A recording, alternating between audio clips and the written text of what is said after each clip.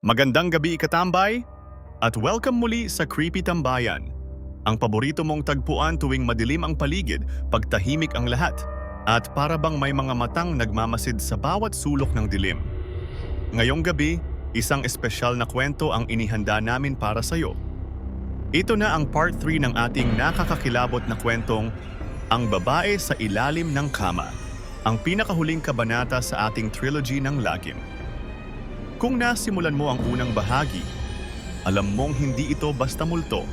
Kung umabot ka sa part 2, sigurado akong hindi ka na makatulog ng maayos. At ngayong gabi, matatapos na ang lahat. Kaya bago magsimula, i-like, i-share, at mag-subscribe ka na para mas dumami pa ang ating mga katambay na matapang tumapak sa dilim. Sa mga suki naming laging bumabalik, maraming salamat. Sa mga bago pa lang, maligayang pagdating sa takot. Isara ang pinto, patayin ang ilaw. Dahil ito na ang huling gabi ng kwento, ng babaeng ayaw mawala kahit tapos ka ng matulog. Ikatlong kabanata. Sa likod ng pinto. Pagwawakas. Isang simpleng pinto, isang ordinaryong banyo. Pero ngayong gabi, hindi ito ligtas. Hindi ito normal. Dahil sa kabila ng kahoy, may naghihintay. Tumayo si Lila, nanginginig pa rin. Tumulo ang luha sa pisngi niya, hindi niya na kayang pigilan ang takot. Nanginginig ang kanyang mga tuhod habang paatras siya sa kanto ng banyo, pilit lumalayo sa pinto. Nandoon pa rin ang mata. Itim, malalim, parang butas ng bangin na walang hangganan. At ang ngiting yon, isang ngiting walang kaluluwa. Lila! Bulong ulit. Mas malapit kaysa kanina.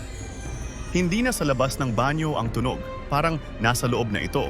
Lumingon siya, walang ibang kasama, walang babae, walang multo, pero naramdaman niya.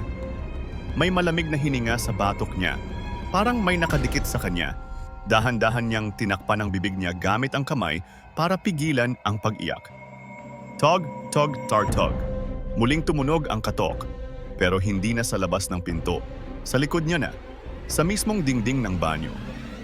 Tog, tog, tog, 3 beses. Mabagal. Tila ba mula sa loob ng mismong sementong pader, may nais lumabas. Bumuka ang bibig ni Lila pero walang boses. Tumingin siya sa salamin. At doon niya nakita, may isa pang Lila nakatayo sa likod niya, pero hindi siya yon. Ang Lila sa salamin ay may putol-putol na leeg, may dugo sa labi, at sa ilalim ng kanyang mata may gumagapang na mga uod. At ito'y nakangiti. Halika na, masarap sa ilalim, walang ilaw, walang ingay, wala kang maririnig kundi ang sarili mong sigaw. Biglang tumigil ang ilaw. Itim, kadiliman, tahimik. Tapos may maririnig na lang siyang kaskas ng kuko sa kahoy. Galing sa likod, galing sa ilalim, galing sa lahat ng sulok ng banyo. At isang tili ang bumasag sa katahimikan. Hindi siya sigurado kung sa kanya galing o sa babaeng iyon. Kinabukasan, natagpuan ng mga pulis ang bahay. Bukas ang pinto pero tahimik. Walang tao, walang bakas ng gulo. Ang kwarto ni Lila ay maayos. Maliban sa isang bagay, sa ilalim ng kama, may cellphone. May bukas na video app. May isang huling recording. Tinignan ng isa sa mga pulis.